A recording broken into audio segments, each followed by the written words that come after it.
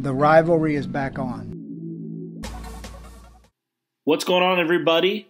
This is Cody Felger here, and I kind of want to do something a little bit different today.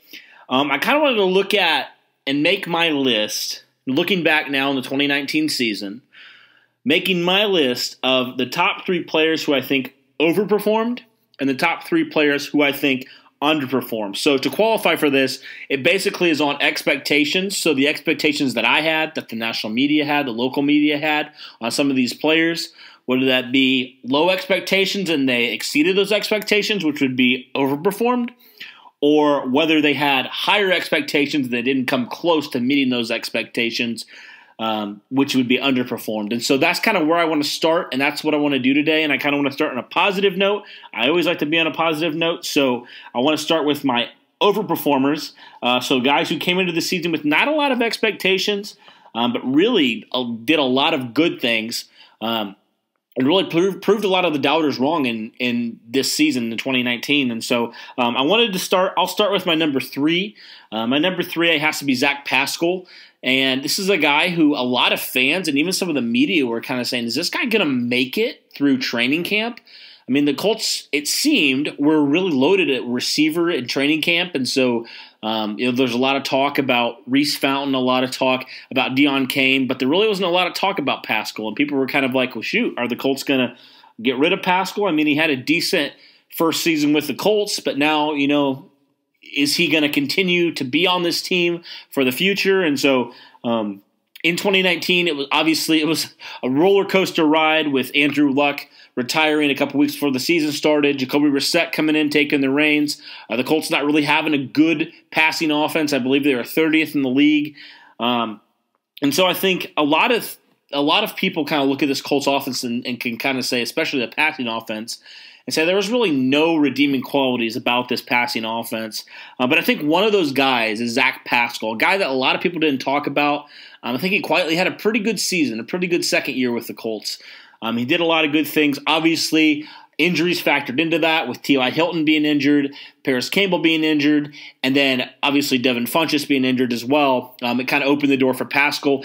And I believe that Pascal did a lot of good things. He took a lot of good steps in his second season, especially with the situation at quarterback not being how we thought it was going to be going into 2019. And so all in all, I thought Pascal did really good. We always knew he was a good run blocker. We always knew he was pretty good at special teams. And now I think he solidified himself a real legitimate spot on this roster and really took the next step forward as far as being a receiver in this league. And so I liked a lot of things I saw from Pascal. That's why he makes the number 3 for me for the overperformers. And my number 2 has to be one of the rookies. 3rd-round pick out of Stanford, Bobby O Curriki. And this is a guy coming in that people were legitimately asking, could this guy take the middle linebacker position from Anthony Walker? I know there was kind of this battle in between Walker and O Curriki throughout training camp, but O Curriki eventually settled into that Sam linebacker position. I remember when I was down at training camp, O Curriki said, I can play all 3 positions. Whatever the coaches need from me, I can do it. And he certainly did. He played that Sam position and started a lot of games, and he saw the field a lot. He did a lot of good things as a rookie. When you typically think of a mid-round, 3rd-round pick, you don't automatically think of a guy who, comes in and is an immediate starter, an impact player. But O Curriki was definitely that. He definitely did a lot of good things, and I think the Colts linebacking core is in a really good position moving forward. Obviously with Darius Leonard, who has now been an All-Pro for 2 years, Anthony Walker, who's been solid, and now O Curriki. It makes a good trio of linebackers, good young trio of linebackers for the near future. And even Walker's going to be a free agent very soon. Do the Colts decide to let Walker leave and test free agency, and do they potentially see O Curriki at that middle linebacker position? That will be seen. But, one thing is for certain, the Colts are in good hands with Darius Leonard and Bobby O Curriki, as he had a really good rookie season and looks to be a really good linebacker in this league. And for me, number 1, another rookie, I think this is unquestionable for me. It was undoubtedly Khari Willis. I mean, Khari Willis came in as a 4th-round pick. I mean, when I initially saw that the Colts drafted Khari Willis, I thought, okay, this guy's going to be a backup probably. He's probably going to play special teams a lot. Not really going to have a lot of impact in year 1. Maybe down the line in a couple of years, he'll challenge for the starting safety spot somewhere. But man, he really proved me wrong, and I'm really happy that he did. I mean, Willis came in, and he just really took that strong safety position away from Clayton Geathers and established himself as one of the best rookies in the league, one of the best rookie safeties in the league, coming in year one. And, it looks like the Colts have a good pair of safeties now with Malik Hooker and now Willis coming in and really performing really well. Especially for where he was drafted. Again, like going back to O Curriki, when you think of a 4th-round pick, you don't immediately think of a guy that comes in and does what Willis did, but he really did a lot of good things. And the Colts, I believe the Colts really are high on him, and they should be. Really good player, and he should be a good safety for a long, long time. So those are my top 3 overperformers for 2019. Again, I could have added a few more guys to this list, but those are my top 3. And now I want to go to the underperformers. Obviously, the Colts didn't finish with a winning record, so there's probably going to be more underperformers than overperformers in this season. And there really could have been 5-6 players on this list, honestly. But I just stuck with 3, and I'll start with 3. And I put this guy on the list not because I don't think he was good, but I think the expectations that were placed on him, it just didn't pan out in 2019, and it wasn't his fault. That's Campbell. And the reason why he didn't meet expectations is because he just wasn't on the field a lot. When he was on the field, he showed a lot of flashes. He showed a lot of ability. He showed that blue chip talent that Chris Ballard has been talking about in terms of speed. I mean, when he had the ball in his hands, Campbell was a dangerous player. And we saw that in a few games when he was healthy. And when he got the ball in his hands, I mean, he can run. He was the fastest receiver in the draft for a reason. And so the big thing with him is just durability. Can he play 16 games?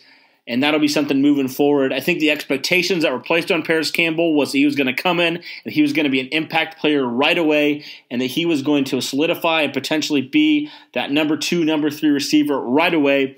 And it just didn't happen in 2019. And it wasn't really Campbell's fault. It was just a lot of weird injuries that happened in that 2019 season. And so hopefully he gets his body right. Hopefully he does what he needs to do to avoid injuries in the future. But that's why he makes the number 3 for me on that list for the underperformers.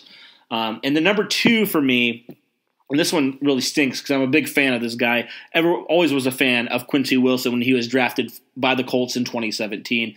I thought that he had the potential to be a number 1 corner in this league. I thought that he was really treated unfairly in that 2017 season when he was drafted. I mean, it was an abysmal season all around. The Colts only won 4 games. They were terrible on both sides of the ball, and Wilson really wasn't seeing the field. It was so confusing. Like, okay, you don't really have a lot of talent anywhere. Why don't you play your 2nd rounder and give him some reps, some live reps? And so it was really puzzling. Didn't feel like he got a fair shake there. But he comes in 2018. Kind of has a rough start to 2018. And then he starts resurging at the end of the season. Obviously, he credits Mike Mitchell for helping him a lot. And then Mitchell's not brought back by the Colts in 2019. And, Wilson starts out pretty good. I remember he was battling Rock Ya-Sin for that number 3 corner position throughout training camp, was really holding his own, looking pretty good. And I even remember in that Kansas City game when the Colts upset the Chiefs, he was assigned with guarding probably the best tight end in football, Travis Kelce, and he did a phenomenal job on Kelce. And then for whatever reason, he just kind of didn't see the field anymore.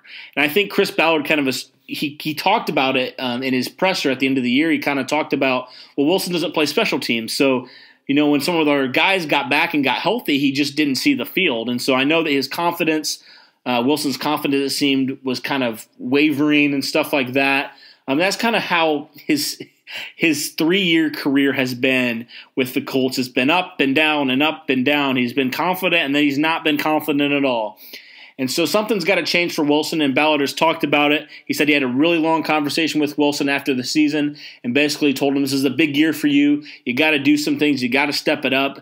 And Wilson knows that, and hopefully he can do whatever he needs to do in order to do that. And so, based on kind of what I was hoping, what we saw from Quincy Wilson at the end of 2018, he just didn't live up to those expectations. That's why I have him at number 2 for me. For number 1, this is undoubtedly for me. This is a guy that I placed high expectations on, and he didn't even come close. He didn't even sniff what I thought he could do, and that's Tanika Watry.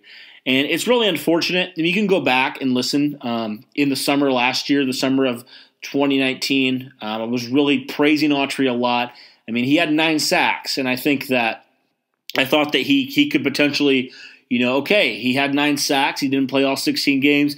This is the year that Watry could potentially be double digits, Pro Bowl type player. And it just didn't work out. I mean, I wouldn't say he had a bad season, but based on the expectations that I had of him, I thought that Tanika Watry was completely underperforming for the Colts. I believe he only had 3.5 sacks. And so a far, far cry from where I thought he could have been and where I thought, based on my expectations, he should have been. So he's my number one there. I mean, obviously I could have placed other guys on this list, and I would love to hear your guys' takes on who you would put in the overperform or underperform category. But these are kind of my guys. There could be a lot of guys that could be 3A, 3B on both sides of the coin. But those are just my 3 guys. So who are some of your guys who you think are overperformers or underperformers? I'd love to hear in the comments section. But that's all for this podcast, guys. I appreciate you as always, and go Colts.